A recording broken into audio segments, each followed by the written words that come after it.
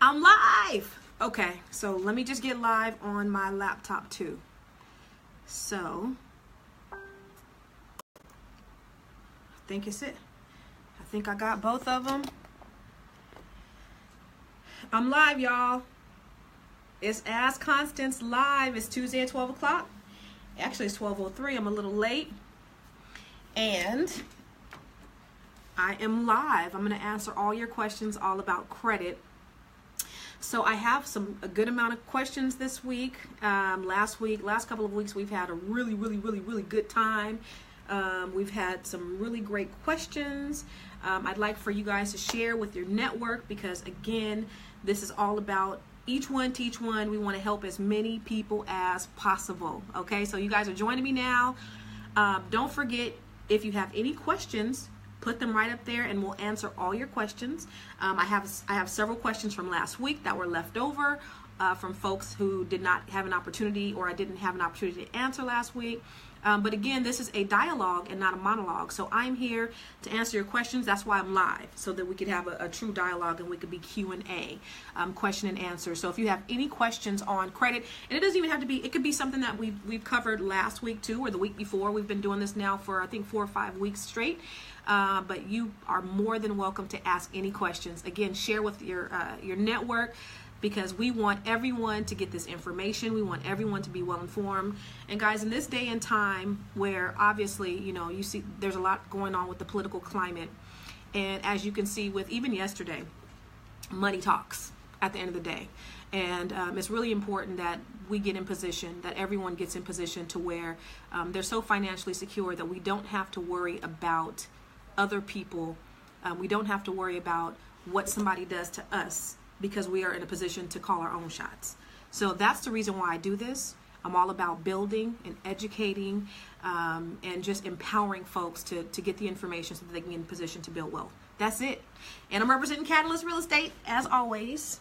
Always got my Catalyst Real Estate shirt on. So anyway, I wanted to start off with the questions.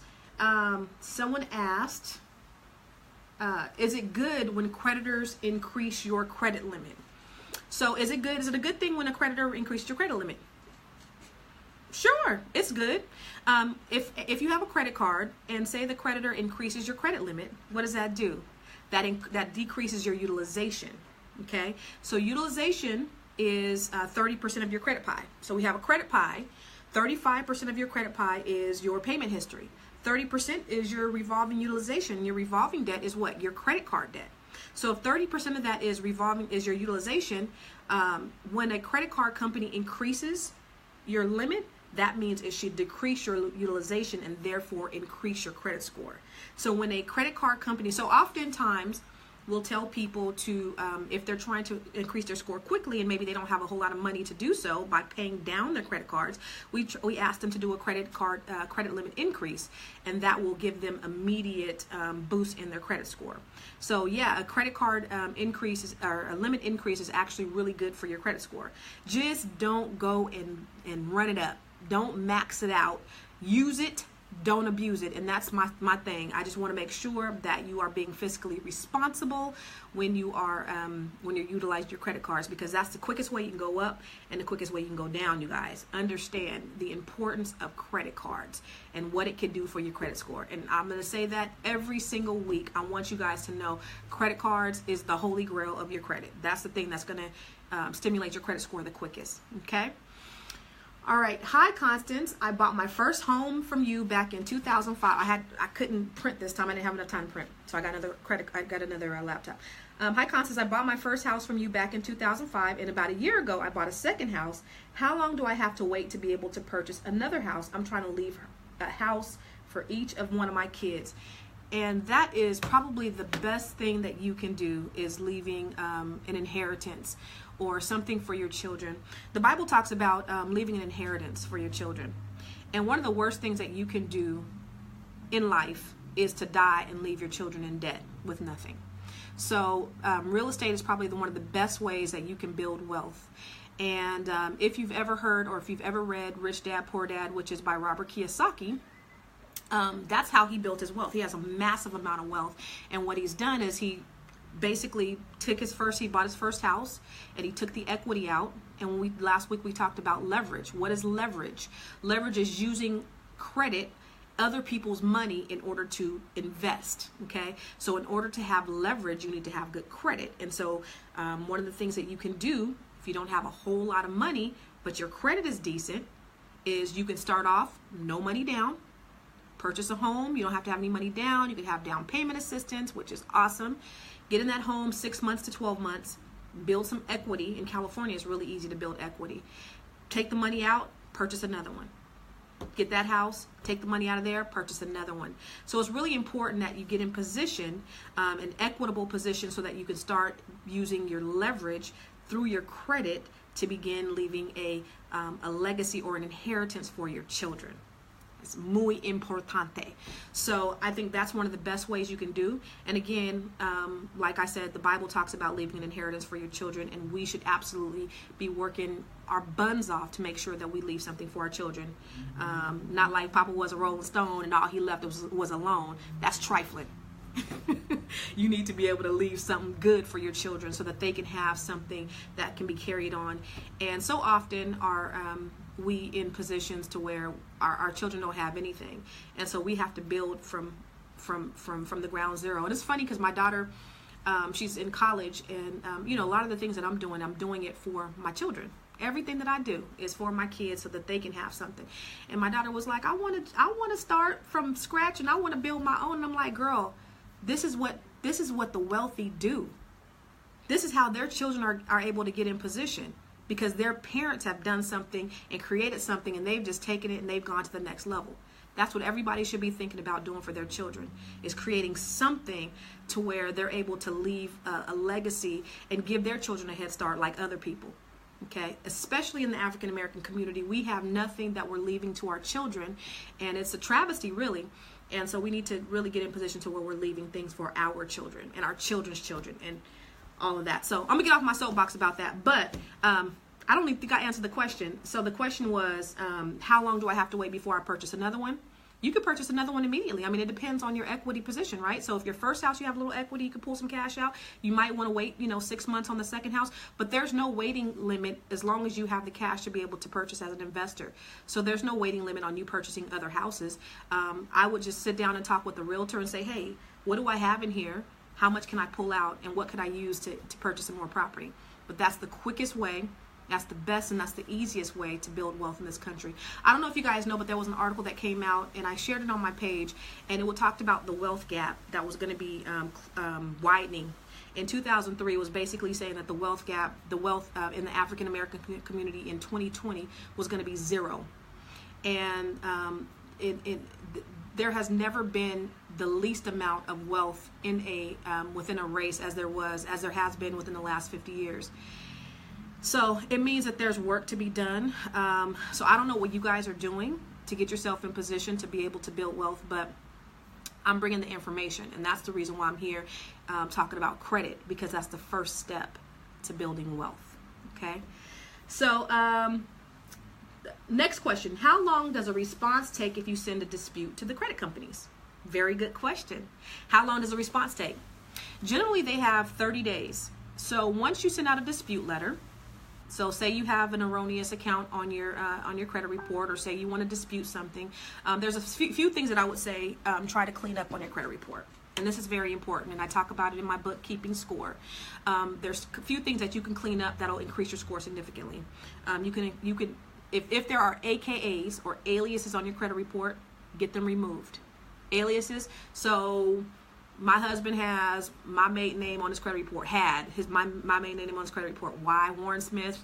That ain't him. He ain't never been a Smith. They have Connie Carter for me, Constance Carter, Constance Smith. I had everything removed except for Constance Carter. Okay. Also, what you want to do is you want to remove if you have a bunch of P.O. boxes, if you have a bunch of addresses on there, that could also bring down your credit score. Dispute those. If you have P.O. boxes on your credit report, dispute those. And if you have your employer stated on your credit report, dispute those and have all of those things removed. Okay, those are things that can be done online.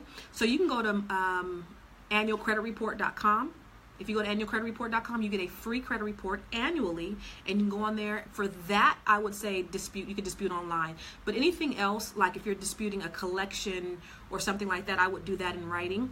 When you dispute online, what you're doing is you're signing a clause that says basically you agree to, there's an arbitration clause that you agree to, that they don't really have to follow through on their disputes, and there's no accountability on the disputing.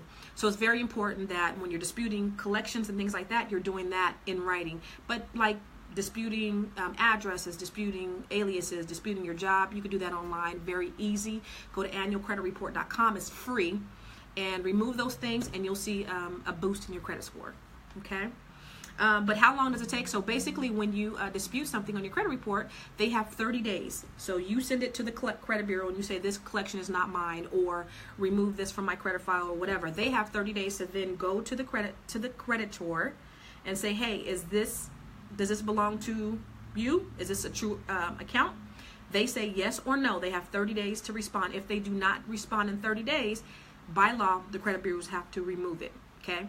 They don't have to do any further investigation. They don't have to validate the debt, but they do have to check and see. Okay. Now, if you want to go a step further and validate the debt, and I talk about that in my book, Keeping Score, what you need to know to make your credit score grow, and I also give you the step-by-step on how to validate a collection in my training program as well. But if you validate, you're basically telling the creditors, I need proof that this is my collection.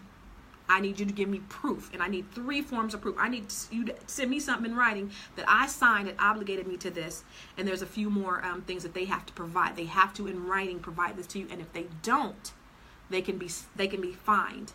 You can sue them, and they can be fined for $1,000. So they are very aware of the validation rules and the validation laws that the Fair Credit Reporting Act has established. And that's a step further that you can go. Rather than just sending out dispute letters, you ask these creditors to validate that you actually own this. Okay, and 9 times out of 10 they can't, and they have to end up removing it anyway. Because a lot of times when these collection agencies acquire this debt, so they're buying this bulk. They're buying a bunch of collections from these companies for 50 cents on a dollar, and they're not getting proof that you actually own it. So they're just getting them, and they're just going to try to get whatever they can above the amount that they paid for it as a profit. And a lot of times they can't validate the debt, and if they don't, they have to remove it.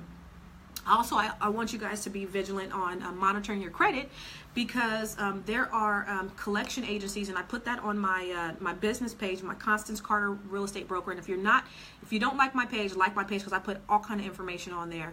But on there, there's a bunch of collection agencies that are banned from collecting, that are actually trying to collect your money. So go onto my page, Constance Carter. No, it's called Constance Denise Carter is my page. And I have a list of banned collection agencies. Make sure, so go to Credit Karma, make sure that none of these collectors are actually on your credit report trying to collect, because it is against the law, and you could have that collection removed from your account just based simply on the fact that they're banned from collecting. Okay, another tip.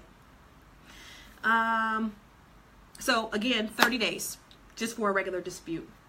Does a secured credit card help build your credit? Abso-freaking-lutely. A lot of times people can't get regular credit cards, and that's okay.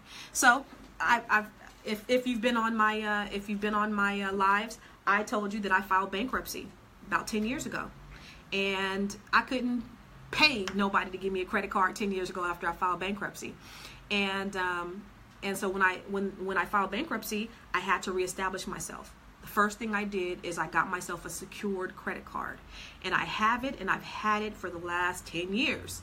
And it's okay. The rate's higher, the rate's high. There's fees, there's yearly fees, but it helped me reestablish my credit. So within a year of me filing bankruptcy, I was over 700. And now having those credit cards, it gave me the length. So the people with the 700 credit scores, those are the ones who have the lengthy credit history.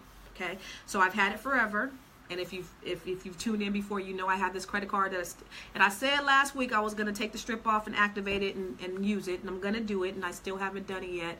But I have a secured credit card that I hate, but I love it because it gives me that credit history that I need in order to give me that longevity in the credit, which is what we need. Okay.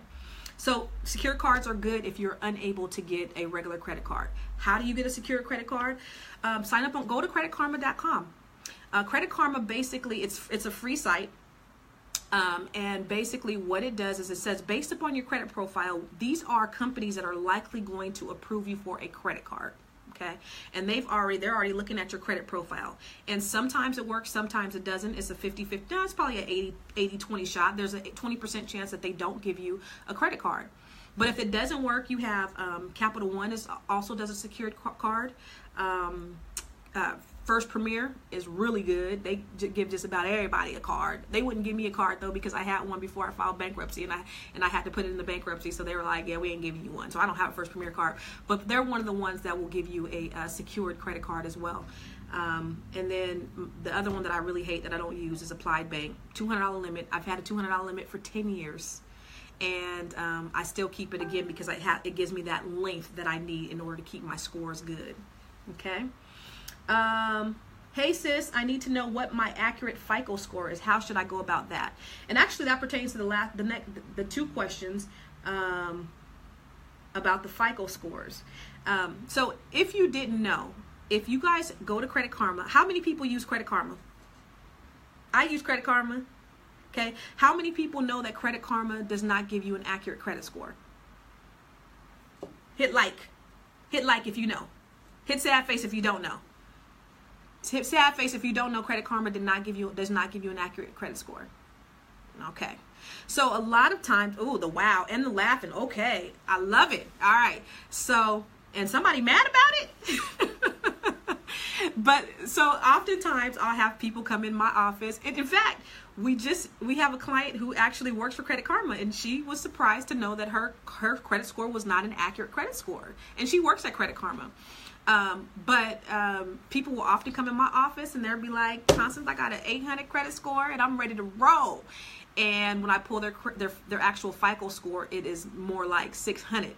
So Credit Karma does not give you an actual credit score. It is actually a Vantage credit score and not a FICO credit score, which are two totally different things. Now it's a credit score. We call them FICO scores, but they're actually not FICO scores. They're Vantage scores. Now what's good about a Vantage scores? Nothing for me when it comes to lending for a house. Mostly all reputable lenders will use a FICO credit score, but Vantage credit scores are often used on Credit Karma. They're often used for your credit card companies. They're often used for car payments, credit card companies, a lot of these credit monitoring platforms. So when I encourage you to use to monitor your credit, I'm not saying to monitor your credit for that score that Credit Karma is giving you, because you're not going to get an accurate score. And I see in these groups a lot, in these really popular groups, and I love these groups because they have really great information, but folks are flashing their Credit Karma score saying, I'm 740, I'm 720, and they're likely not. In fact, Credit Karma sent me a email today. It said, woo, that score. They telling me your credit score is good. And I know my credit score is good, but Credit Karma, they sent me a little email today. It said, woo, that score, click on this. And I'm like, that's all good. But I know that that's not my true credit score. Only way you can find out your true credit score is you can get your FICO score. I think somebody said American Express does it. I don't know for sure if American Express gives you a FICO score. Somebody told me Discover does it. I'm not sure for sure if Discover gives a true FICO score. I know that the only place I know that's reputable that you can get all 3 FICO scores is from myfico.com. myfico.com. And if you really want to know what your real credit score is, go to myfico.com. Now, if you want to monitor through MyFICO, it's the same as monitoring through Credit Karma. You're going to pay MyFICO $29.85 per month, And if you just want your credit scores, all 3 credit scores from MyFICO, you're going to pay $59.85 for the 3 credit scores, which is, okay. I mean, it can be a little bit expensive, but if you really, really, really want to know what's going on, go to myfico.com and you'll get your actual credit score. And so I want to make sure that I impart on you, if you don't get anything today, know that Credit Karma is not giving you a real credit score, okay? Use Credit Karma to monitor your credit. Now that's very important. Monitoring your credit is going to be everything. You need to absolutely monitor your credit because you don't know what's going on. Somebody could have stolen your identity. Somebody could have some stuff in your name. Somebody could have a house in your name, and you sitting up in an apartment, somebody got a house in your name. You know what I mean? Because you're not monitoring your credit. And I want to say, when I often speak to people, I want to say a good portion of everybody, I want to say probably 80% of the room don't monitor their credit. And this drives me crazy because monitoring your credit is absolutely free. Okay, so there doesn't make any sense why you do not know what your credit looks like, what your credit profile looks like, okay? Because you can get that information for absolutely 100% free, all right? So, and then the last question I have on here is, have there been any changes to how student loans affect your debt ratio when refinancing your home? Good question. There has. Actually, I think as of April. So what happened was last year, Fannie Mae said that, because Obama came out with these repayment loans on for your student loans. Basically, you don't have to pay the full payment. You could do the reduced payment where you're paying, where it's an income-based payment, right? And so Fannie Mae said, okay, that's all good, but if you don't have your full payment, we're gonna say, say trains passing by. If you don't have your full payment, we're going to hit you with 1% of that balance, okay? Meaning, if say you have $20,000 in student loans, what's 1% of that? That's $200. So we're going to hit you with the $200 payment, not the reduced payment that you got under Obama, which was $50. So you had $50 payment on under Obama, but Fannie Mae says, no, we got to hit you with 1% of that balance, which is $200. So that's going to increase your debt to income ratios. So a lot of people got knocked out of being able to finance loans because of when Obama introduced this new repayment program, and then Fannie Mae says, no, we're going to hit you with the 1% anyway. Well, as of April of this year, Fannie Mae said, well, you know what? We knocked a whole lot of potential home buyers out of the market by doing it that way. So we're going to use the actual payments that they're repaying on their student loans. So now if your payment is $50, we're gonna say your payment is $50, and we're going to use that against your debt to income ratio. Except, okay, here's the ticker. If your student loan is in deferment and we have no way of validating what your payment is, they're going to still hit you with the 1%. So I just get so sick to my stomach when I see people who just graduate from college and they're teachers and they have these noble professions and they're making $30,000, $40,000 a year and they have $100,000 worth of student loans and they're in deferment. Guess what? We have to hit them with $1,000 a month. Even if they're not paying it, we got to qualify them and take $1,000 away from their income when we're trying to qualify them for a loan. So say they're making $3,000 a month. Now we just took $1,000 off of their qualification because of these damn student loans. It sucks. So I advise people, I got a little trick. What I'll tell my clients is, hey, get back in repayment. Go ahead and get on a reduced payment for a little bit. You know, get that payment, get that reduced payment. Then after you get in this home, go ahead and get back on deferment. That's a little something I do. Try to beat the system any way we can, right? Don't tell Fannie Mae, don't tell nobody. But that's just kind of what I do to try to help my clients, is to say, hey, let's get you on a payment plan, and then when we get you in a home, you can go ahead and get back on deferment. But if you're on deferment, we have to use that 1%, which could really kill you when trying to qualify for a loan. Okay, so that's all the questions I got, and I know that we got some questions in here, so let's see. Let me go and look at our questions again. Remember, this is a monologue and not a dialogue. No, this is a dialogue and not a monologue. So any questions that you have, and I know I have, finally I got my business page working where I got questions up there, and I know I have questions here too. So any questions you guys have, please, please, please. In regards to credit cards, how many should you have? Ooh, Tashante, that is a good question. So you should have at least 3. I would say 3, and that's my personal opinion. That is a good a good round amount. If you have more than that, like I have 6, and that's not good. And like I mentioned before, the reason why I have so many is because I points. You know, I got, you know, American Airlines gave me 50,000 free points for traveling, and you know, just different things like that. And that's the reason why I got them. And that's not always great for your credit score, because what it does is as you apply for more and as you open more accounts, it reduces your credit age. And when your credit age is not as lengthy, that also reduces your credit score. So just try not to, you know, if you already have an established lengthy amount of credit history on your credit cards, try not to open up any new credit cards if you don't need to, you know, unless like you absolutely have to have that platinum no limit credit card or something like that. But for the most part, just try to keep like 3 credit cards, 3 good credit cards. Balance is low, 30%, no more than 50. Use them, don't abuse them. Okay. So thank you for that question. Yes, Stephanie, generational wealth. That's what it's all about. And so for those of you who just tuned in, I was talking about creating generational wealth, and somebody asked me, you know, how long should it take them to purchase another property, because they want to have a property for their other children. And I think that's, Danny, I think you're tuned in. That is absolutely the best thing that you can do for your children, is create, give them something, create something for them, leave a legacy for your children, and create an inheritance for your children.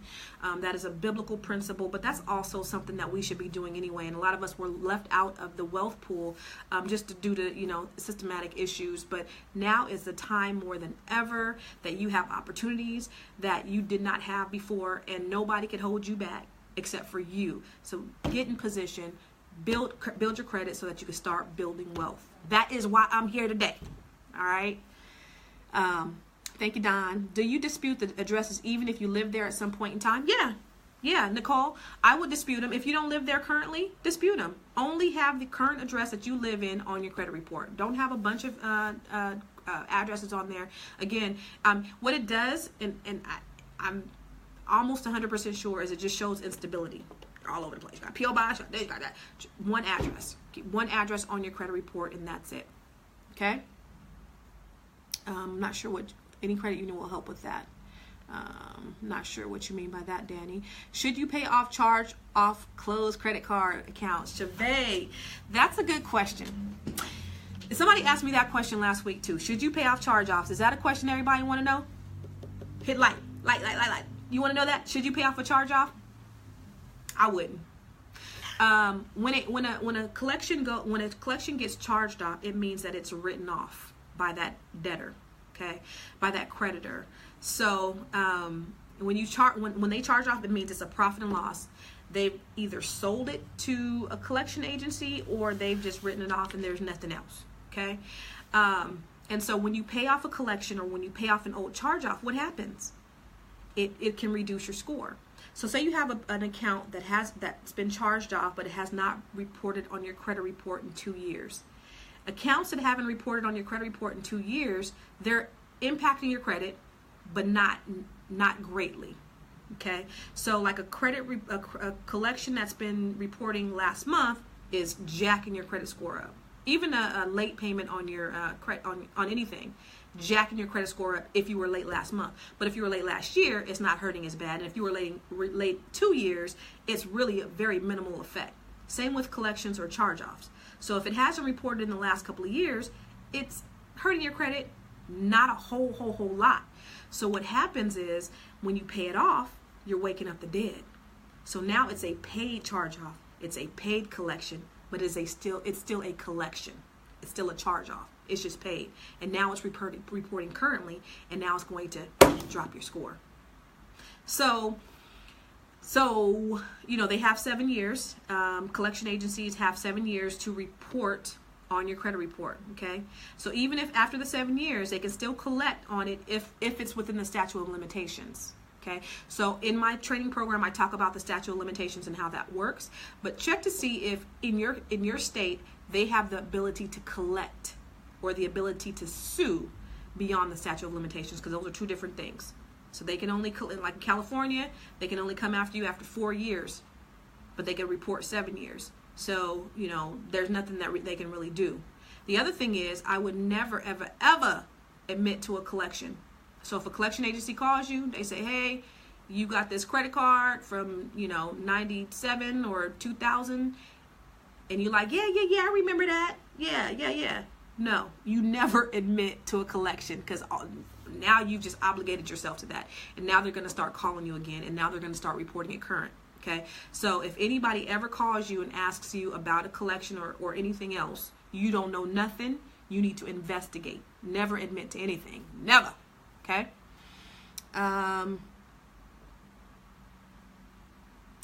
Yes, Nicole said, so should you pay the collection off if the collection agency is willing to delete off your credit report? Absolutely. And that's called a pay for delete. So the only time that I would recommend you paying off a collection, typically with a charge off, it might be too late. It's probably going to be too late because they've already written it off. But I only recommend you paying off a collection if they're going to delete it from your credit report. Okay. So how do you do this? Call the collection agency up and you say, hey, I see this collection on my credit report. I want to pay it, but I'll only pay it if you delete it from my credit report. And if they say, they'll try to trick you. They'll say, yeah, okay, yeah. We'll go ahead and pay it, and then we'll update your credit report, and it'll just say 0, and everything will be good. It's going to increase your credit score. No, they're trying to trick you. It's not going to increase your credit score. Your credit score is going to remain the same. So you make sure that if you're going to pay something, that they're saying that they're going to delete it, not that they're going to pay you change the status as a paid collection, or they're going to make it a settlement. They are all the same, and they all affect your score exactly the same. Okay, so they will try to trick you. Some collection agencies have contracts with their original creditor saying they cannot delete anything, and that's fine. So I've actually had that happen to me before. They were like, hey, I called them up. I said, hey, can you remove this from my credit report? They were like, nope. And I was like, well, you ain't getting no money from me, because if I pay it, it's going to be the same thing. Now, should we be fiscally responsible? Absolutely. If you want to be fiscally responsible and pay off your debt, you should. However, if you're just doing it to increase your credit score, don't bother, because it's not going to increase your credit score. So I needed to change that and re-preface that. Is if you want to be fiscally responsible, go ahead and pay off your collection. But if you're doing it to increase your credit score, don't bother. Okay. What if you want a certain credit card back, but it's been charged off and closed in the last year? Should you try to get it back and pay the balance off? No, they're not going to do it. Once they close your credit card, it's really, really hard. Once they close a credit card, reopening it is almost impossible. And I've seen people with credit cards that 10, 15 years, and I'm like, and then they told me that they closed a credit card, and I'm like, what did you do? And then they went back to try to reopen it, and they were in good standing and everything was great, but they were like, nope, we'll give you another credit card. Now you start that time all over again, and now your score is going to suffer because of it. So a lot of times I have not seen, I'll just say me personally, and this doesn't mean it hasn't happened, but I haven't seen a credit card company reopen an account that's been closed after it's been charged off. What happens if the bank charged off a home loan and haven't foreclosed after 5 years? Well, there's a couple of different things I would ask. Did you file bankruptcy within that 5 years? If they haven't foreclosed after 5 years, but they charged it off, that means the house is still yours and the house is still in your name, and you could sell it and possibly get some proceeds from it. So just because they charged it off, it's still yours. You still hold title to it. It's still yours. So I actually have a client and a friend who the bank foreclosed on their property incorrectly, and they still hold the title. There's no loan on the property, so they're still the owners, because the bank did not foreclose properly. So if they charged off on the loan, but they still haven't foreclosed, it means you're still the owner. Now, they can at some point foreclose on the property, but you're still the owner. And if you have a little equity, you want to sell it. You could try to modify the loan. You could try to refinance it, possibly, but you're still the owner. Do you get that creditor will delete from your credit report in writing? Absolutely. You have to get it in writing. So when you do a pay for delete, you want to make sure that they give you something in writing. Typically, you want to ask for something in writing up front. But I've had them do it without them providing it up front. I'll say, hey, I need this, you know, and I'll pay right there. And they'll say, you know, look, Constance, this, or, you know, whoever, Mrs. whatever, because I'll act like I'm, you know, I'll do it for a client. And they'll say, you know, this call is being recorded. We're going to make sure as soon as you pay, we're going to fax you something, you know, with the next 5 minutes saying that it's been deleted from your credit file. So you could ask for something up front before you pay for it and say, and it could say, based upon our agreement, you're going to pay this by this date, and once you pay it, it's going to be deleted. Or you could pay it depending, you know, if you trust the creditor.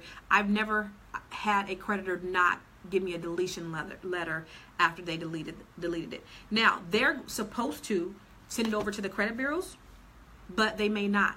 So it's up to you. It's your responsibility to take that letter and send it to the credit bureaus that are reporting it.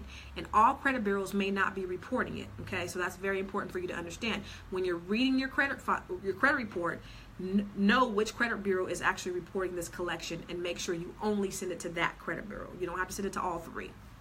Okay, that's a great question. And I got some questions up here. A lot of questions. What should my credit score be before I even consider buying a house? That is a great question. We can do a loan with an FHA loan all the way down to a 580 credit score. Okay, so you can get an FHA loan down to a 580 credit score and pay 3.5% down. In the state of California, you're not going to get any down payment assistance with the 580 credit score, but you can get a loan, and you'd have to come in with 3.5% down, and maybe your closing costs, or you could ask the seller. You can negotiate that in your loan. But 580 credit score will get you in a home. Pretty good, right? It's not hard to do. 710 better if you want a better rate. Absolutely. Tiffany said 710.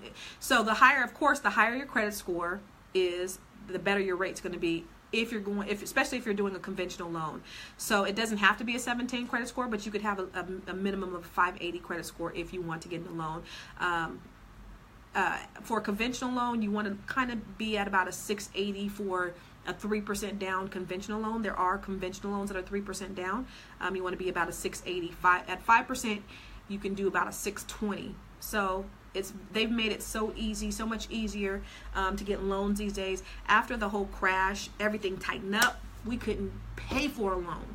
Right now, it's much easier. Guidelines have tightened up so much, so it's so easy for you guys to get in position to be able to purchase homes these days. It's unbelievably funny. It's unbelievable. What about judgments on your credit report? Judgments on your credit report stay on your credit report for 10 years, okay?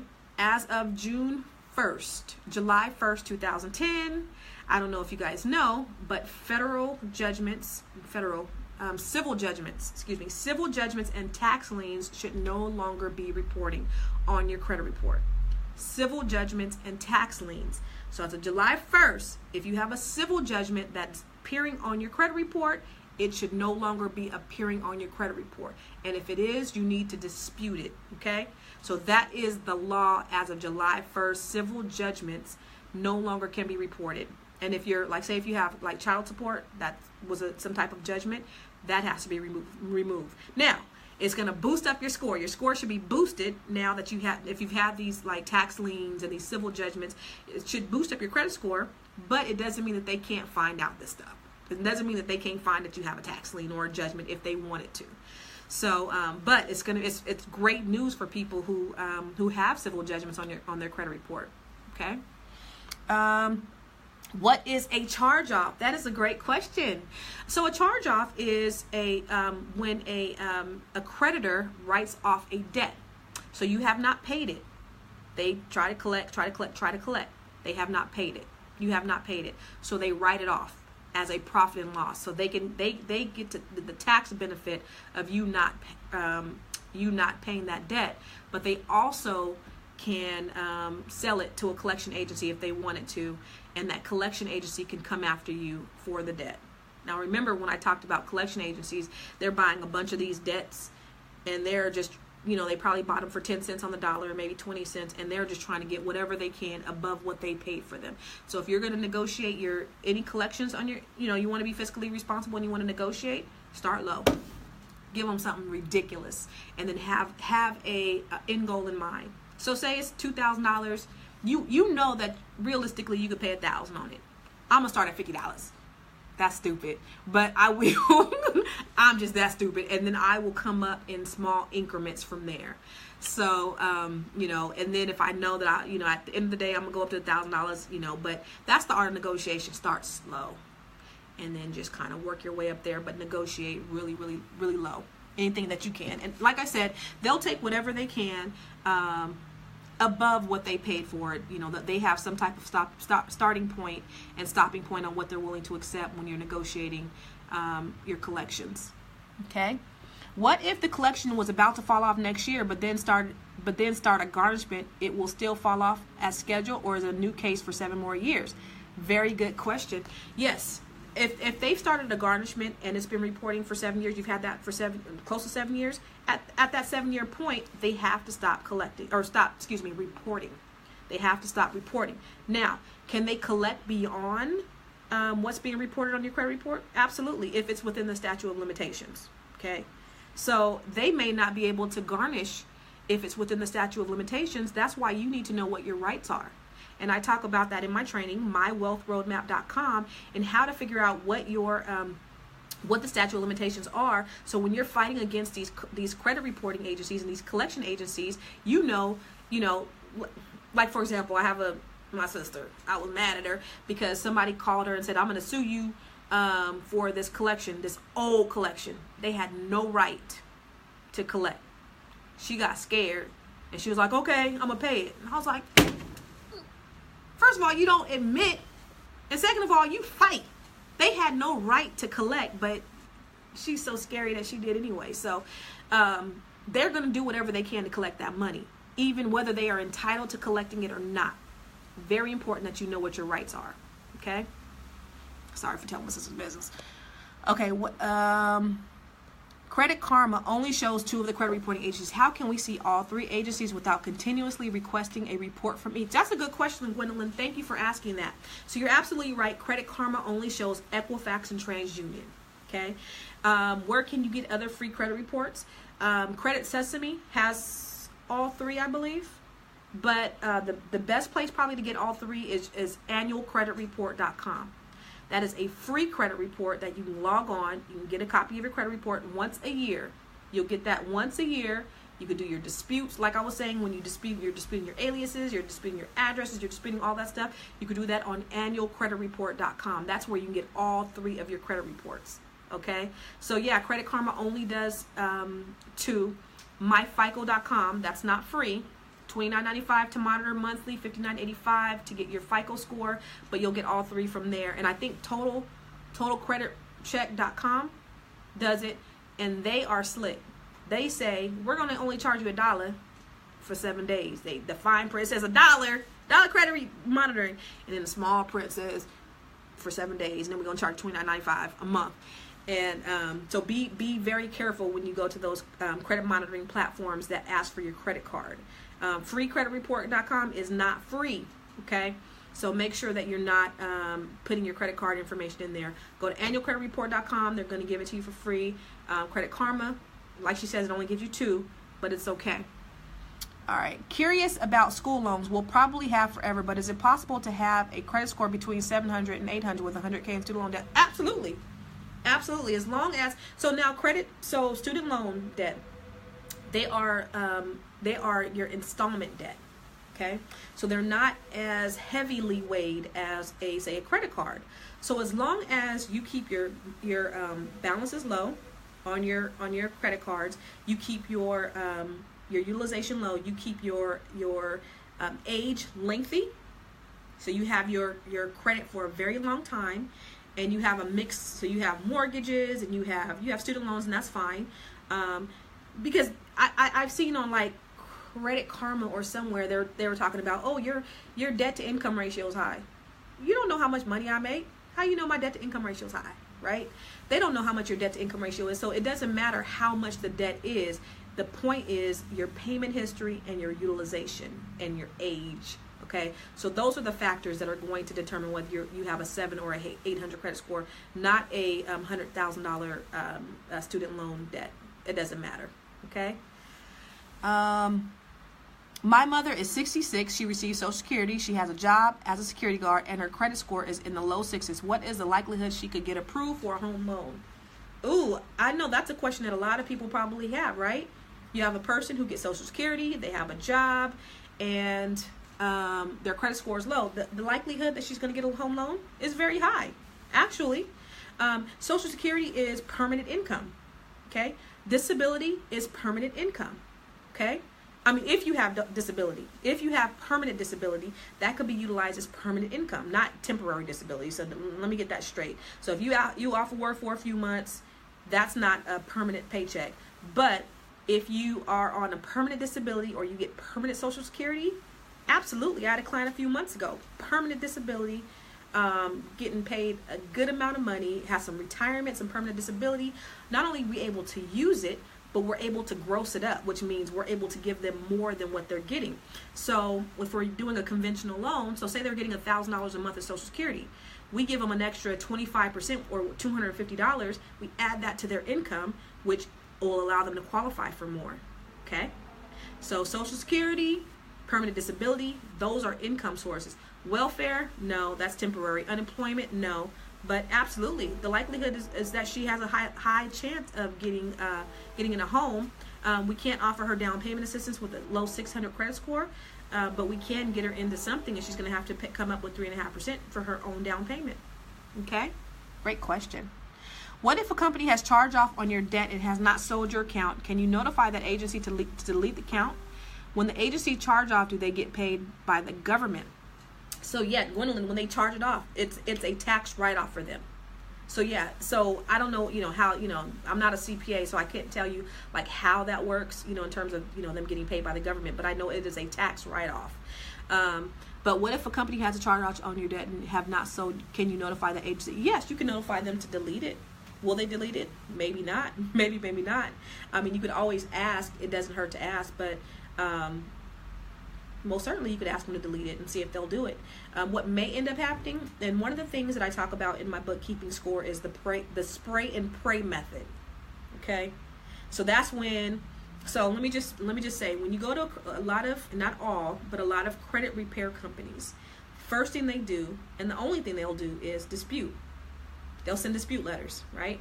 If you signed up with any of these credit repair companies, they dispute. They'll send you a letter in the mail. They'll tell you to sign this letter. It's a dispute letter. That's all they're doing, is they're trying to dispute everything on your credit report. You could do that yourself.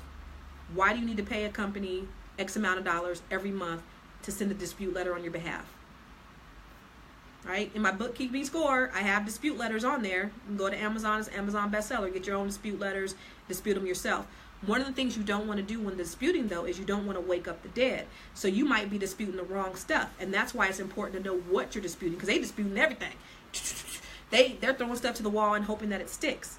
And so what ends up happening a lot of times is your score ends up dropping because something that ain't reported in 3 or 4 years, they disputed it, and the company's like, oh, no, that's theirs. Oh, yeah. Oh, they're still alive? Oh, cool. We're going to try to collect. And now they're going to report it, and now it's going to drop your score. So you have to be mindful, and that's what I talk about in my training program also, in how you dispute things. It's not, you just don't dispute just to be disputing. Don't be like Rambo out there just disputing everything. Make sure that you know what it is that you're disputing when you do dispute. Okay? Thank you so much. You have been very helpful, because I'm not aware of my rights and curious to know where to find the information. It is on my, I have it in my wealthroadmap.com. I have an online training, and there is a wealth of information. I mean, I have an abundance of information on there, and you could do the course, you could do like from beginning to end, and it'll give you the steps, and it's a build up, and you'll know everything. Or you could treat it like a buffet, you can get what you need. But the point is, you could do it all by yourself. You don't have to pay anybody. And the beautiful thing about doing things yourself is when you know better, you do better, and you have the opportunity to not get into that mess anymore. I know people who file bankruptcy, and right after bankruptcy, they're doing this. They have the same habits. Like, I have people who file bankruptcy, and I see repos on their credit report, and it's like, okay, what are you doing? What have you learned? The beautiful thing about my wealth roadmap and Build Credit to Build Wealth is I'm teaching you what you need. I'm giving you the tools you need to stay efficient and to maintain good credit health, so that you can get to the point where you start investing in real estate and investing in things that are going to appreciate, so that you can leave something for your family. That's what it's all about, baby. All right, what if I dispute two? I love you, Constance. I love you too, Gwendolyn. Okay, hold on. What does your credit score have to, wait, let me go down. What does your credit score have to be to qualify for down payment assistance? So hopefully you're in California. If you're not, so in California, and mostly everywhere, I believe, I'm not sure, you have to have a minimum of a 640 credit score for down payment assistance. A 640 credit score, okay? I would check with your local entities if you're not in California, but a 640 credit score. If a person receives Social Security of $850 per month and have a credit score of $650, can they apply for a home loan and the city? Yep. So if you got $850, if you're getting $850, so we're going to gross that up. 15% if it's FHA, 25% if it's conventional, and then you get the down payment assistance. You certainly can. Only thing is, at $850, with an $850 a month in Social Security, how much of a home are you really going to be able to afford? House prices are going up, especially here in California. So think about it, like a $150,000 mortgage is probably going to be about $1,000 a month. Can you afford that? You know, what can you afford with at $850 a month, or even $1,000 a month? So yeah, you can absolutely get approved for a loan, but it's what are you going to be able to afford with an $850? Okay. What if I dispute two accounts by one company and they remove one, but the other they say is a valid debt? Can I redispute? Also, you said earlier that we should ask for validation. Okay, can I redispute? Also, you said earlier that we should ask for validation of the debt. What are the ways to validate the debt? And if they can't validate, how I request this removed? Okay, validation. Pick up my book, Keeping Score. Okay, I talk about debt validation in there. Also on my Wealth Roadmap training, it's there too. Build credit to mywealthroadmap.com. I almost forgot. Oh my God. But I talk about debt validation in the training program. I do the step-by-step on exactly what you need to do in order to have them validate and remove the debt. Okay, so in the book, I just talk about it. In the training, I actually show you step-by-step on how to do it. But that's how you could do that. What's the site again? www.mywealthroadmap.com. mywealthroadmap.com. Okay. I read your books and I feel so empowered. I'm rolling. Roll on, girl. That's a good thing. And you know, this is the reason why I wrote these books, is to really inspire and empower you to get in position. So I'm super duper thankful that I have the opportunity to, you know, empower you to live your best life and to be able to get in position. Gwendolyn, I know your journey. I've heard your journey, and I appreciate you even saying that, because I already, just me sitting on the front row and seeing where you're getting ready to go, it makes my heart full. And that's how I feel about, you know, everybody that I come in contact with, and that's the reason why I wrote the books. I'm sneaking in work. I had to get my. Okay. Do you know if Social Security attached their money to consider the new home as an asset? I don't know anything about that. I don't know, Gwendolyn, about if Social Security would attach their money to consider the new home an asset. I don't know. Thank you, Ishvi. mywealthroadmap.com. That's exactly it. I'm on Amazon, about to order. Hey, awesome. Oh, shoot, I got some more on here. Which credit bureau do lenders look at for your FICO score? Okay, Chavez. That's a good question. Oh, hold on. Okay. Make sure I get this one too. They're looking at all three.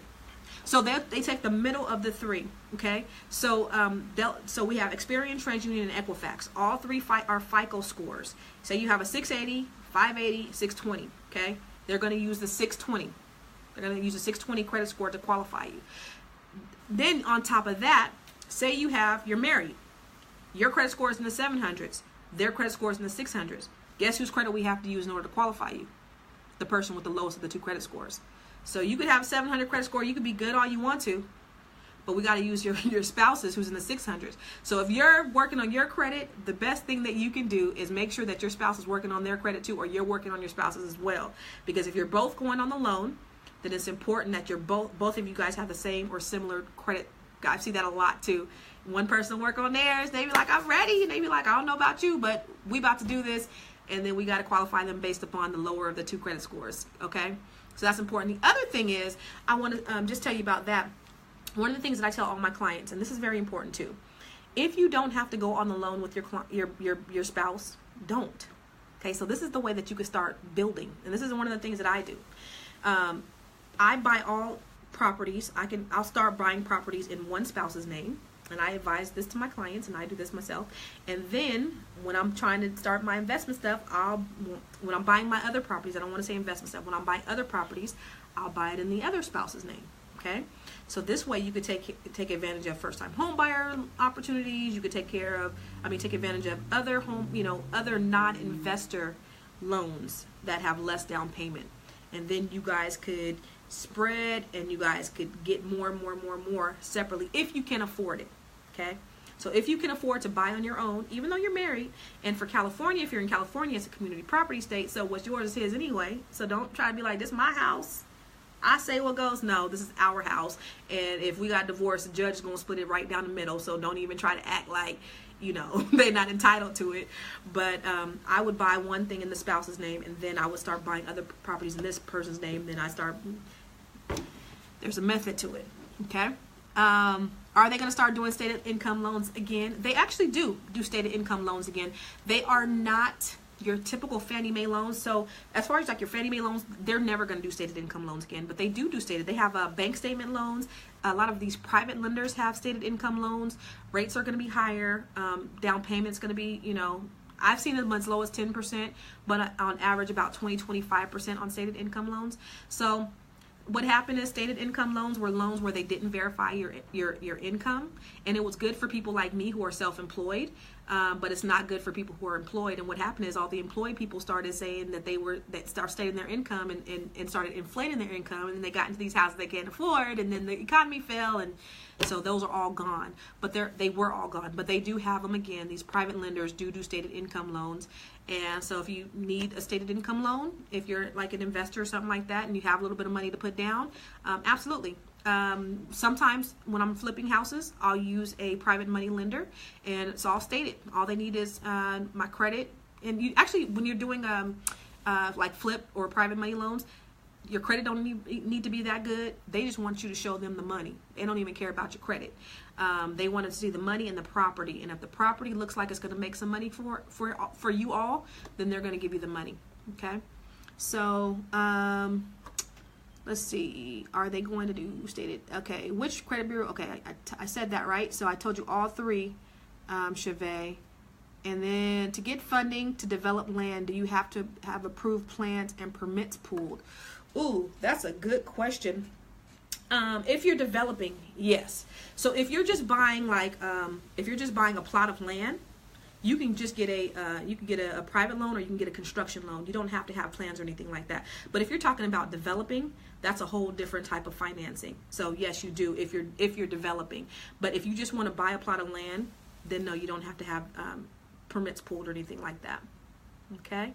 What are the benefits of creditors increasing your credit on their own? The benefits for you is that it reduces your utilization, and that'll increase your credit score. Okay. So if they're increasing your utilization, that means if they're increasing your limit, that reduces your utilization, credit score increases. Is a chargeback just as bad as not paying the debt at all? A charge-off and a collection, I think a charge-off is going to weigh a little bit heavier on your credit score once you do get that charge-off on there. So yeah, it's going to be chargeback. Do you mean a charge-off? I just want to make sure that I have that correct. So if you're talking about a charge-off, yeah, it's just as bad as not paying the debt at all, because it's a charge-off. So if you're talking about a chargeback, do you mean like when you give a car back? If you're talking about a charge-off is just as bad or worse than an actual collection.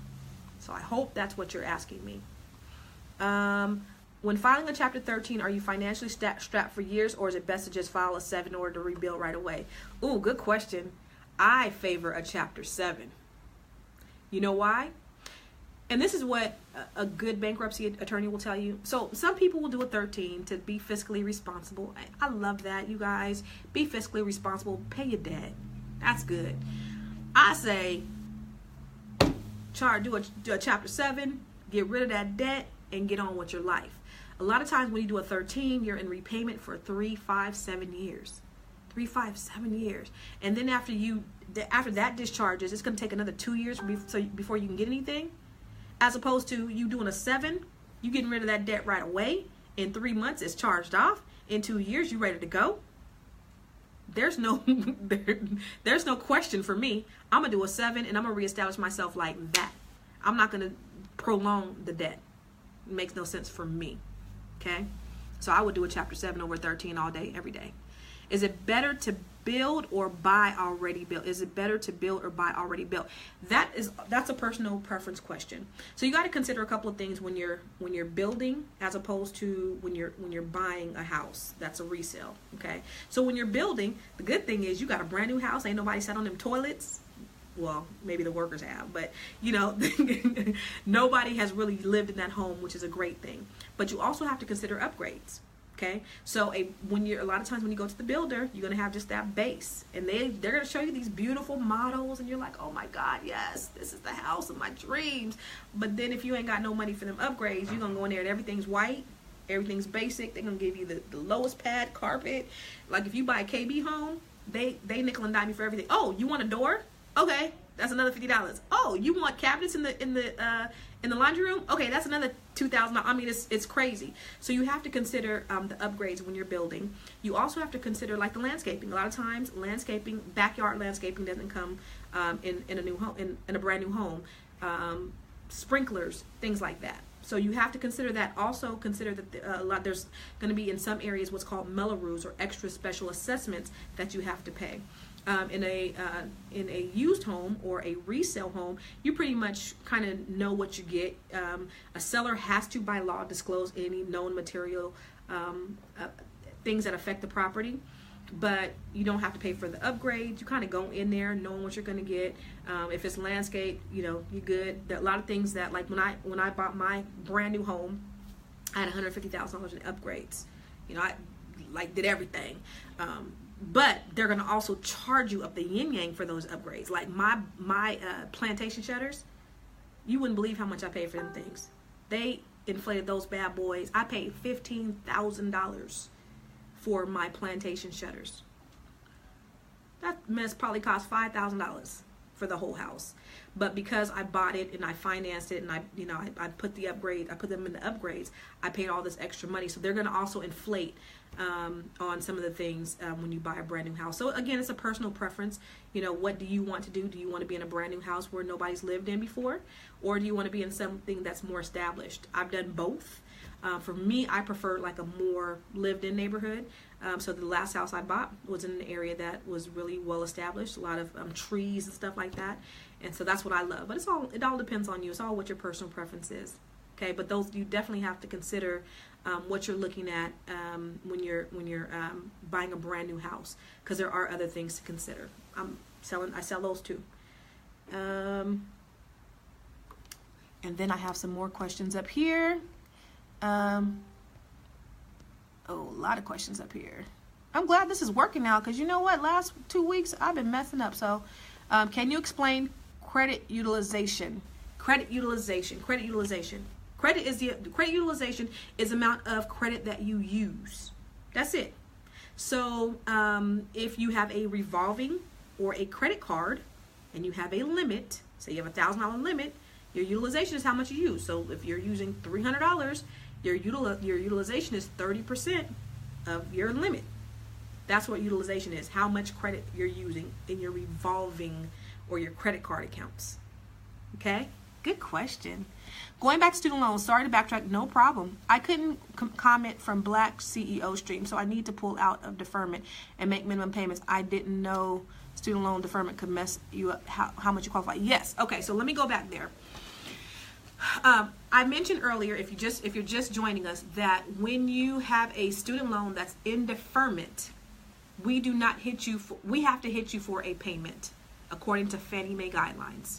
And we have to hit you for 1% of the balance. Okay, so if you have a $100,000 student loan payment, we have to hit you for $1,000, and $1,000 goes against your debt to income ratios. Okay, so sometimes what I advise my clients to do is get into a reduced payment plan.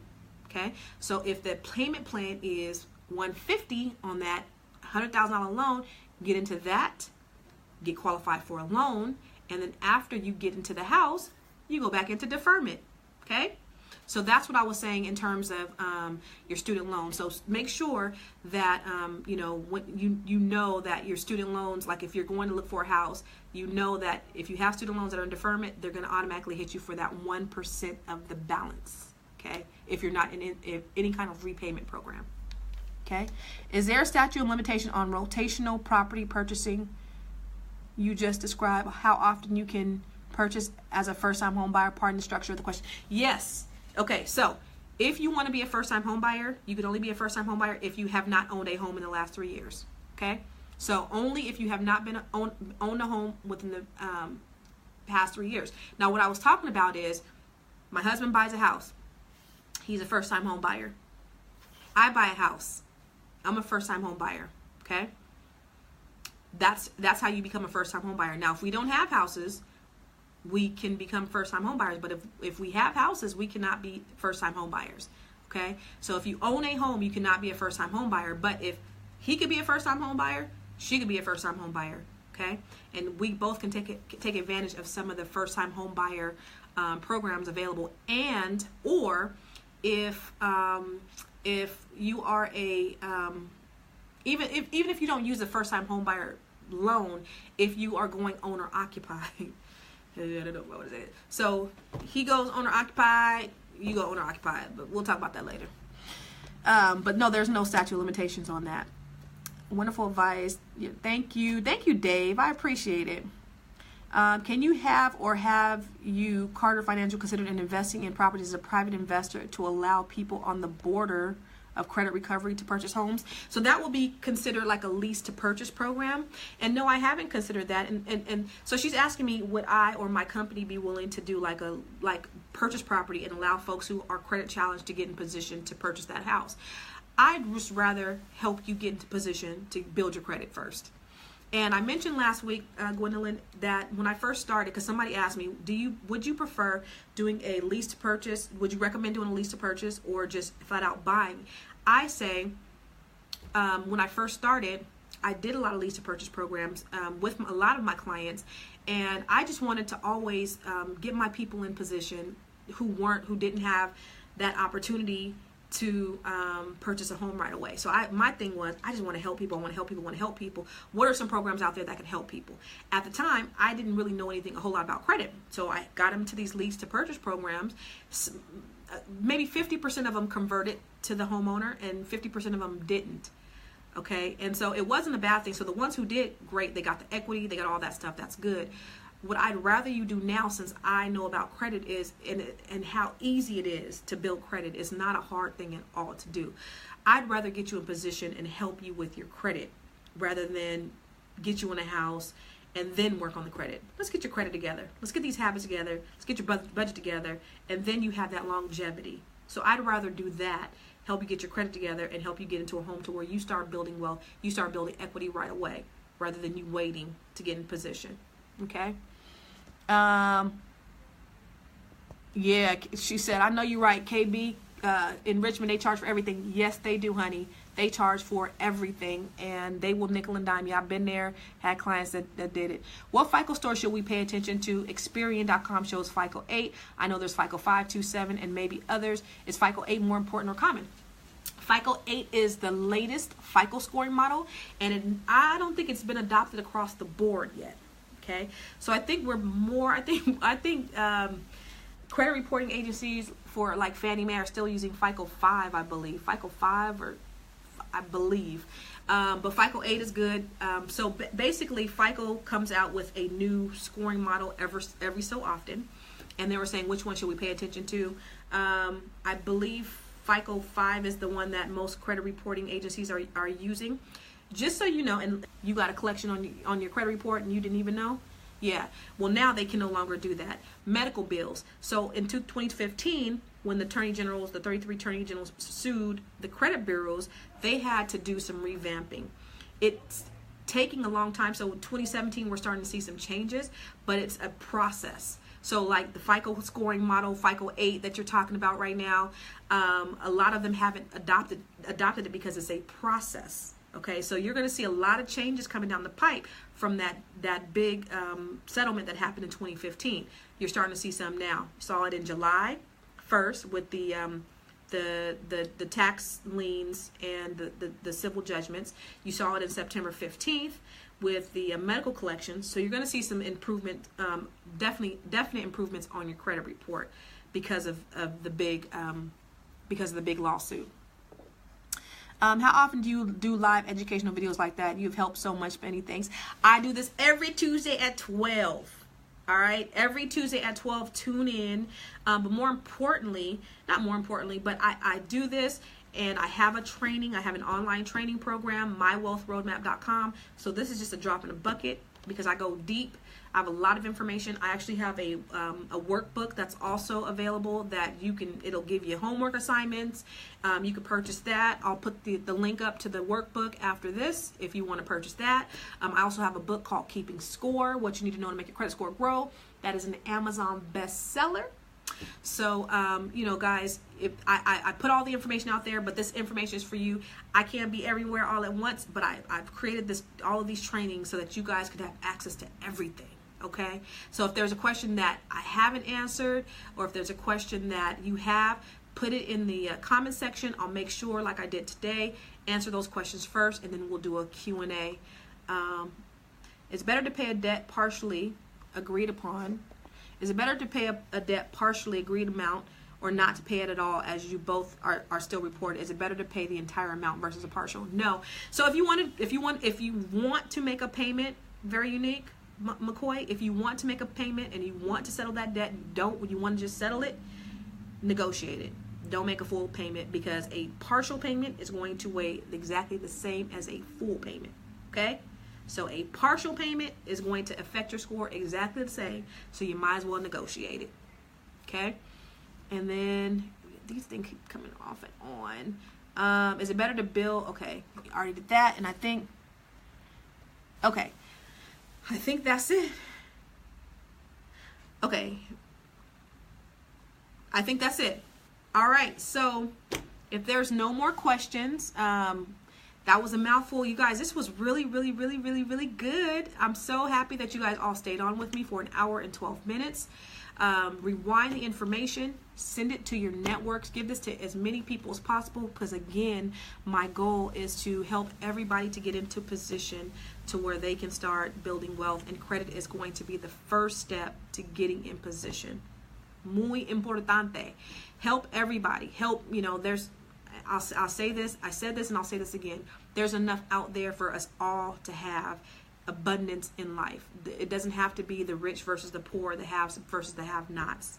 Okay, we could all live an abundant life, but you have to know how to be able to do that stuff. But more importantly, I want everybody to get in position so they can start being financially stable and financially secure, and you could have something to leave for your babies, because that's the biggest thing. That's the most important thing it is for me, is to have something for my babies. Okay. All right, guys. Thank you guys so much for joining me. This has been a great session. Again, any other questions, please put them in the box, and I'll answer them next week. Peace and God bless you.